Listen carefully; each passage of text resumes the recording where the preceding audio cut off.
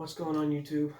Uh, Today I'm going to be doing a review and my personal thoughts on the Toughbuilt Tradesman Knife from Lowe's.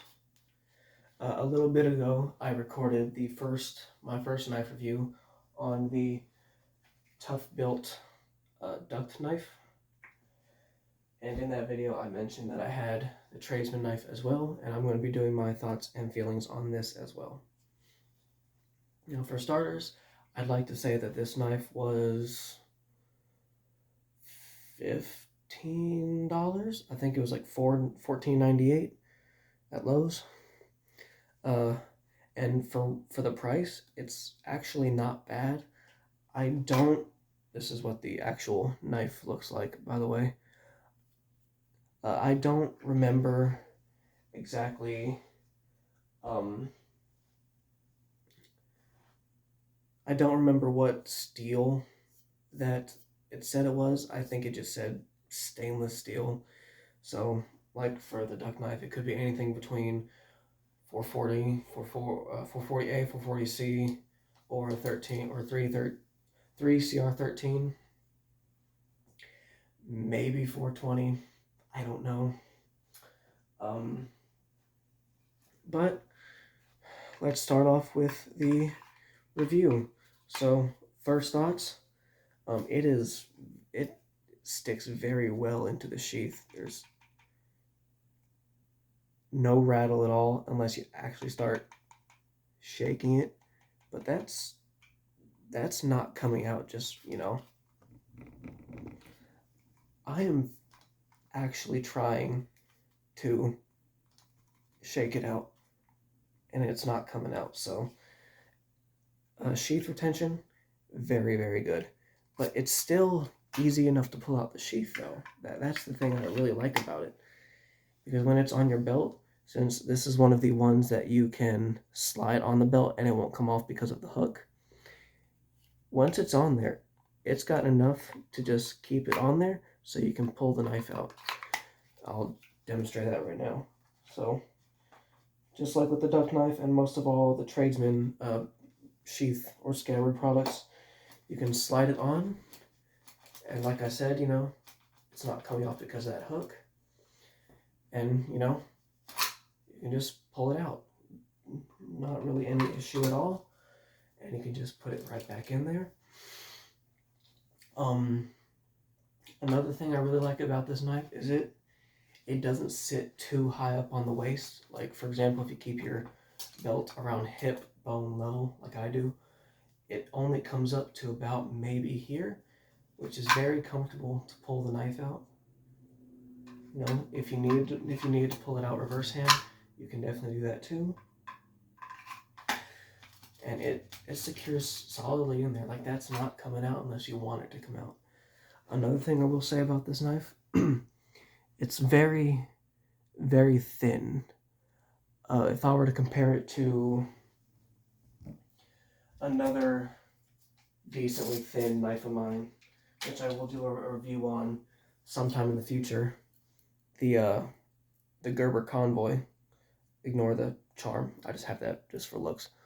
But as you can see,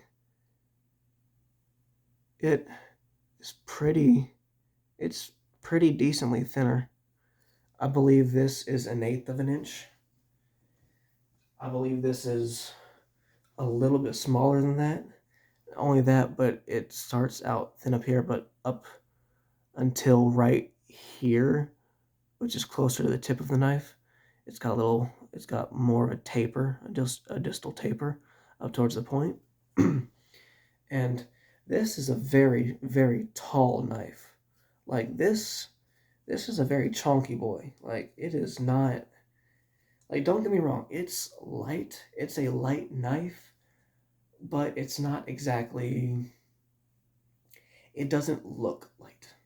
If I were to give an example, again, of the Convoy, this one feels a little bit heavier just because of the rubber, but blade-wise, they feel pretty similar, blade-wise. There's not a lot, if you were to find the balance of the knife, the balance is right where the index finger indent is. So right here. So all of the weight is pretty much right where your hand starts. So this knife isn't for chopping. You're not going to be getting, like, taking this out to the woods would probably not be the best idea, since, you know, it's a tradesman knife. It's more for actual work, you know, like electrical wires, or I guess like any type of trade job, I would say. This, you won't be going to the campground with this. Not only do I not trust this, whatever steel this is now, uh, steels like 440 A and C and 3-star 13, they can have really good, Rockwell hardness and edge retention if the heat treatment is done properly. But on cheaper knives, they won't do a heat treatment for the edge like that, and they'll just keep it as just the solids, just the steel that it is. And for this knife, I'm sure they did that. Don't get me wrong, I really, really like the tool companies that have knives. Like Milwaukee has a tradesman knife, Linux does. There's one more. It's a green tradesman knife. I forget what brand it is. Either starts with like a W or an M or something. I'm a fan of the tradesman knives that you can get from, tool companies, because they actually know what they're doing. They work with tools a lot. So I feel like they give a quality knife for the price. This is a quality knife for the price. Since it's very thin, it's very slim, which means you can get some very precise cuts. Like, for example, the paper test, you know, like that. Getting it started is a little, since I've been testing this out, but that is very, very sharp. It's very slicey. I almost cut myself with this earlier when I was using it, just because I was trying to figure out the best way to actually start cutting with it. And if you also notice, it's not exactly a tanto. I believe it's a clip point, but it's a very dramatic clip point. Like the edge comes up dramatically, almost to kind of like a machete would. So it's not the best at piercing things. Like if you need to pierce something and get into it, it wouldn't be the best for that. You can do it. Like you can get in there at a more aggressive angle and get in and cut. But if you need to pierce something, this won't be the best at that. It's more for cutting, more for slicing. Like if you had a rope in your hand, you put him in there, and that'd be better for that. Another thing I will say I will like is a lot of the Toughbuilt, at least, products have this full rubberized handle. I'm sure it's got some other material under the rubber, but other than this yellow portion right here, the entire handle, full tang as well, by the way, forgot to mention that, but 95% of the handle is just like synthetic rubber. So you've got a very nice grip on it. Like this knife, it's not going anywhere. It's not going anywhere. Not only that, but on the handle right here, you've got some jimping, and you've got also some jimping on the blade. So you get your full thumb right here. That's not going anywhere. You've got full control over this blade of what you can do.